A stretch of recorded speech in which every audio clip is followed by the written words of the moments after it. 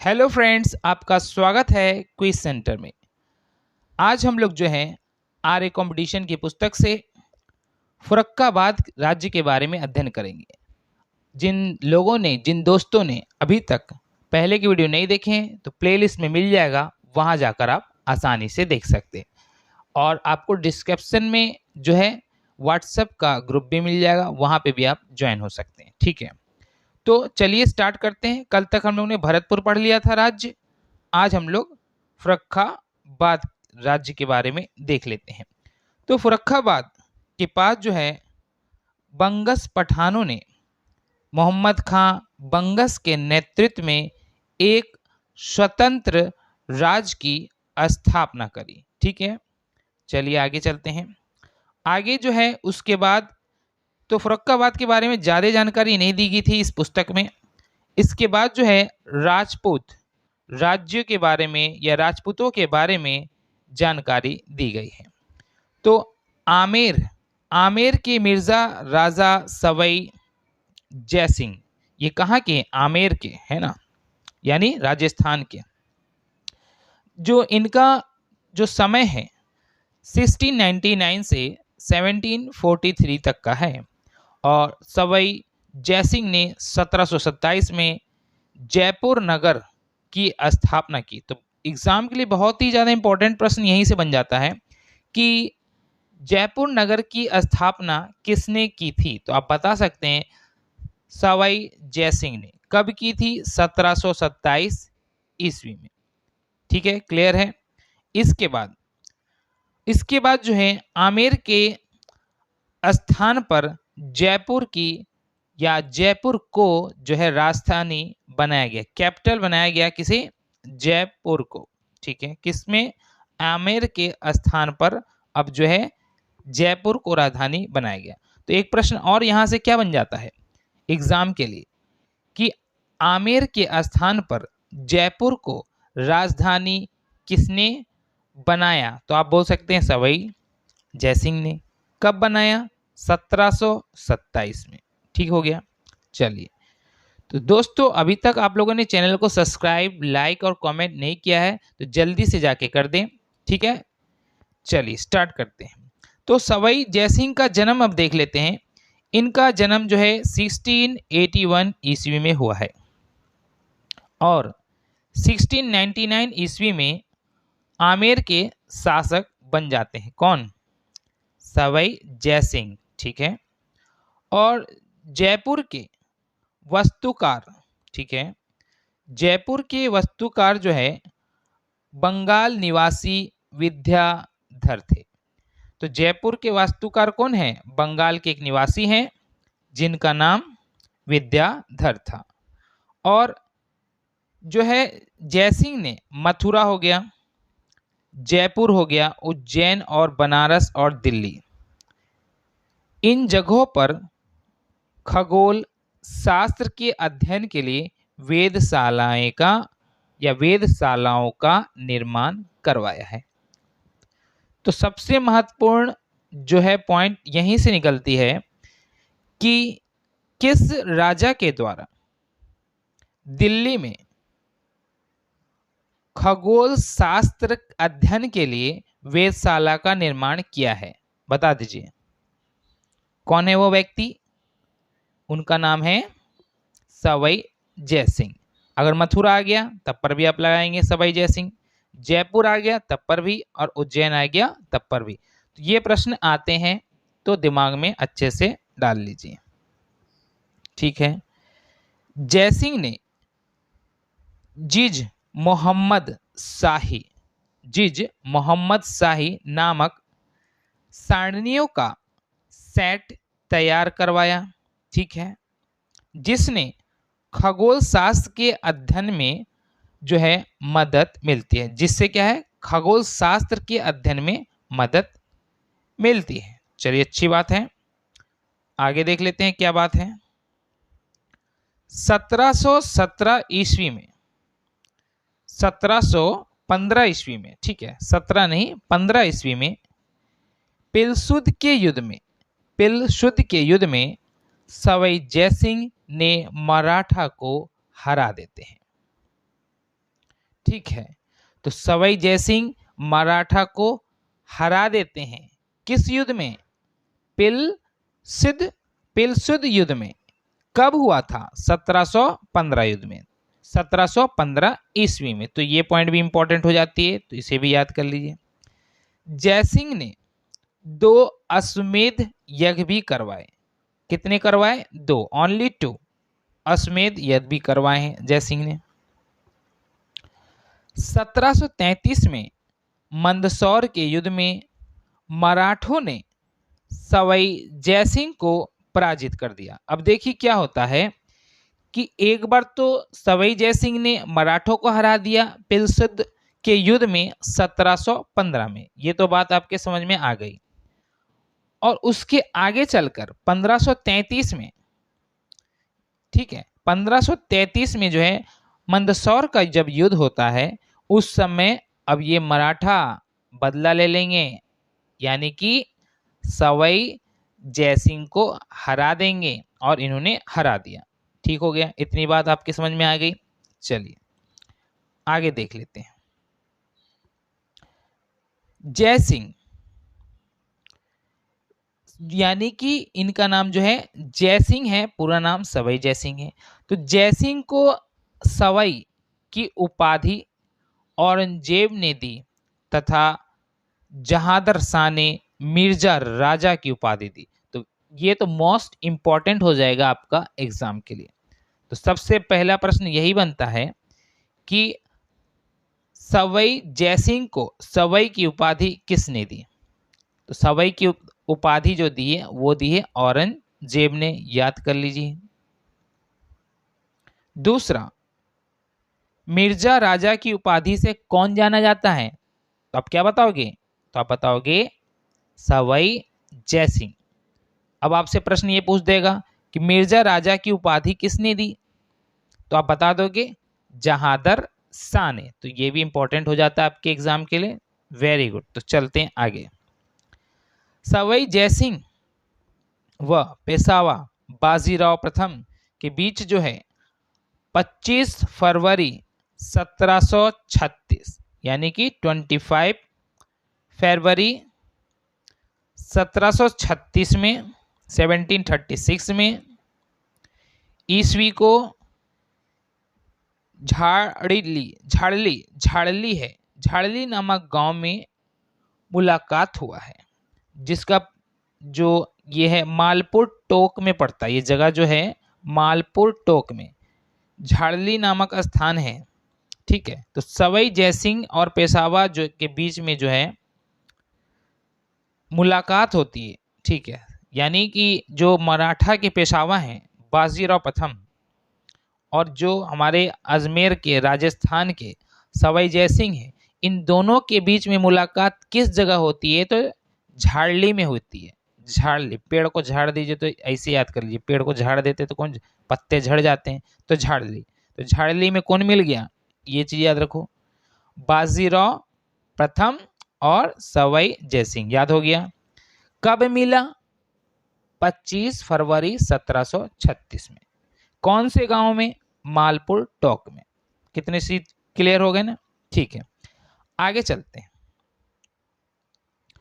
सवाई जयसिंह कुशल शासक था, ठीक है, और विधिवेता भी था, खगोल शास्त्री भी था, और नगर नियोजक और वैज्ञानिक भी था। तो इतने सारे गुण देखो इनमें है। क्या आप में भी है इतने गुण? नहीं होंगे। अगर होंगे तो बहुत अच्छी बात है। तो सवाई जयसिंह को देखो इतने सारे गुण थे, इसलिए मैंने पूछा। ऐसे आपसे मुझे कोई दिक्कत नहीं है। ठीक है, तो कुशल शासक, विधि विधेयता, खगोल शास्त्री, नगर नियोजक। क्या है? नगर नियोजक। ठीक हो गया। चलिए आगे देख लेते हैं। जयसिंह ने यूक्लिड के रेखा गणित के तत्व, यानी कि एलिमेंट्स ऑफ ज्योमेट्री का संस्कृत में अनुवाद भी कर दिया। ये देखिए, यूक्लिड का रेखा गणित जो है के तत्व यानी एलिमेंट ऑफ ज्योमेट्री को संस्कृत में अनुवाद कर दे रहे हैं। तो कौन कर दे रहा है ये पूछेगा, तो आप बताओगे सवाई जयसिंह। ठीक है। और सवाई जयसिंह ने अपने राज्य में विधवा पूर्ण विवाह आरंभ कराने का भी प्रयास किया। सबसे महत्वपूर्ण प्रश्न यहां से बन जाता है कि किसके द्वारा विधवा पूर्ण विवाह आरंभ करने का प्रयास किया? अजमेर में। तो आप क्या बताओगे? सवाई जयसिंह के द्वारा।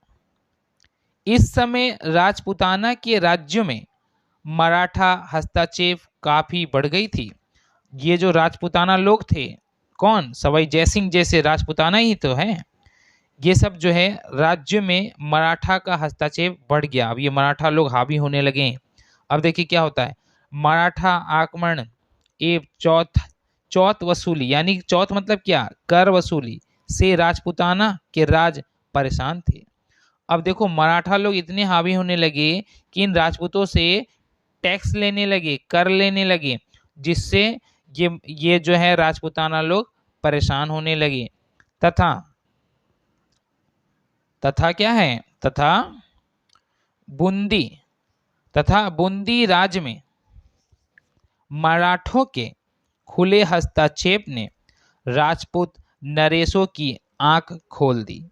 ये जो राज है बूंदी, इस राज्य में मराठा ने इतना हस्तक्षेप किया कि जिससे वहां के जो राजपूत राजा थे उनकी आंखें खुल गई, और राजपूत शासकों ने मराठा के बढ़ते प्रभाव को रोकने के लिए सम्मिलित रूप से प्रयास भी किया। यानी सभी राजपूतों ने मिलकर, शासकों ने मिलकर मराठा को रोकने का भरपूर प्रयास किया।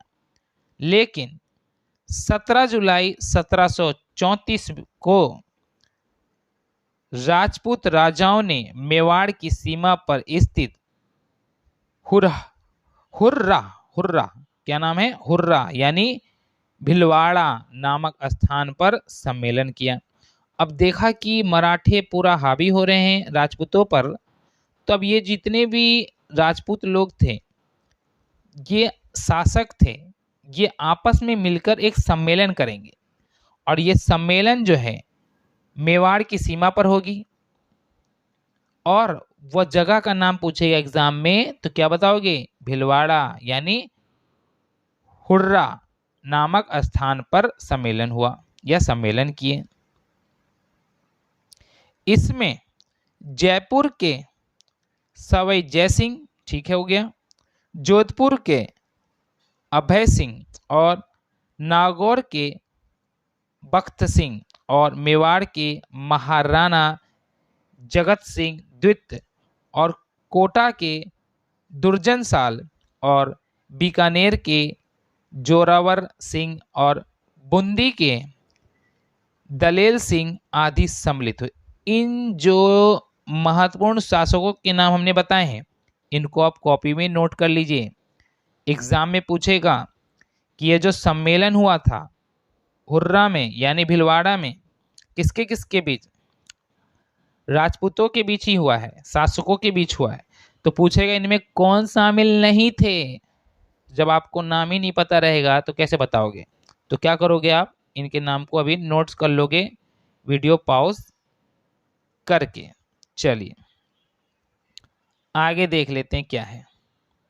हुर्रा यानी कि भिलवाड़ा सम्मेलन में, अब यहां देखिए, इसकी अध्यक्षता मेवाड़ जो है महाराजा जगत सिंह द्वितीय ने की। तो सबसे महत्वपूर्ण प्रश्न यहीं से आ जाता है कि यह जो सम्मेलन हुआ राजपूतों शासकों के नरेशों के बीच हुर्रा में या भिलवाड़ा में, तो इसके अध्यक्ष कौन थे? तो आप बता दोगे जगत सिंह द्वितीय।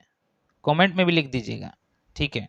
चलिए, तो हुर्रा सम्मेलन में यह तय हुआ कि सभी राजपूत शासक रामपुरा में एकत्र होकर मराठों के विरुद्ध सैनिक कार्रवाई करेंगे, किंतु हुर्रा सम्मेलन असफल रहा। लो भैया, इतना कहानी तो हो गया, लेकिन यह सम्मेलन असफल रहा। राजपूत लोगों ने, शासकों ने रामपुरा में एकत्र होकर बोला कि इनको हम लोग मार भगाते हैं, लेकिन यह जो है हुर्रा सम्मेलन ही असफल रहा। ठीक है, चलिए देखते हैं फिर क्या होता है। ये असफल हो जाता है। तो दोस्तों, अगर आप लोगों ने अभी तक वीडियो को लाइक नहीं किया है, ग्रुप को ज्वाइन नहीं किया है व्हाट्सएप ग्रुप को, तो प्लेलिस्ट में भी मिल जाएगा आपको। ग्रुप तो डिस्क्रिप्शन में मिलेगा, और इससे आगे की वीडियो जो है वो अगर आप नहीं देखे हैं तो प्लेलिस्ट में मिल जाएगा। ठीक है, आर्य पब्लिकेशन की पुस्तक से, मास्टर वीडियो के नाम से। तो सवई जो है जयसिंह की मृत्यु के बाद, अब देखो इनकी मृत्यु हो चुकी है, अब इसके बाद जो है ईश्वरी सिंह एवं या वह माधो सिंह के उत्तराधिकार पे संघर्ष होने लग गया। अब देखो जयसिंह की मृत्यु हो गई, तो अब तो कोई राजा और बनेगा। तो ईश्वरी सिंह और माधो सिंह के बीच में लड़ाई होने लगी, संघर्ष होने लगा कि हम राजा बनेंगे तो हम बनेंगे, तो हम बनेंगे तो हम बनेंगे। देखते हैं। तो माधो सिंह ने मराठों की सहायता से ईश्वरी सिंह का विरोध किया। अब देखो, अब माधो सिंह मिल गया मराठा से जाकर, और ईश्वरी सिंह का विरोध किया कि हमको भैया बनने दो क्या शासक, राजा। तो ईश्वरी सिंह ने मराठी की मांग से, और ईश्वरी सिंह जो है सहायता मांगे, तो भैया हम ही तुम आपसे सहायता मांगेंगे तो आप क्या करोगे? तो वही करोगे जो ये कर रहे हैं। मराठों की मांग से तंग आकर 1750 में आत्महत्या कर ली। अब इतने पैसे मांगे, इतने ये चीज मांगे, वो चीज मांगे, जिससे कि भैया बोला लो हमरा ना चाहिए कुछ, हम चले आत्महत्या करने। तो भैया ईश्वर सिंह की कहानी यही हो जाती है, द एंड। उसके बाद देखो क्या होता है।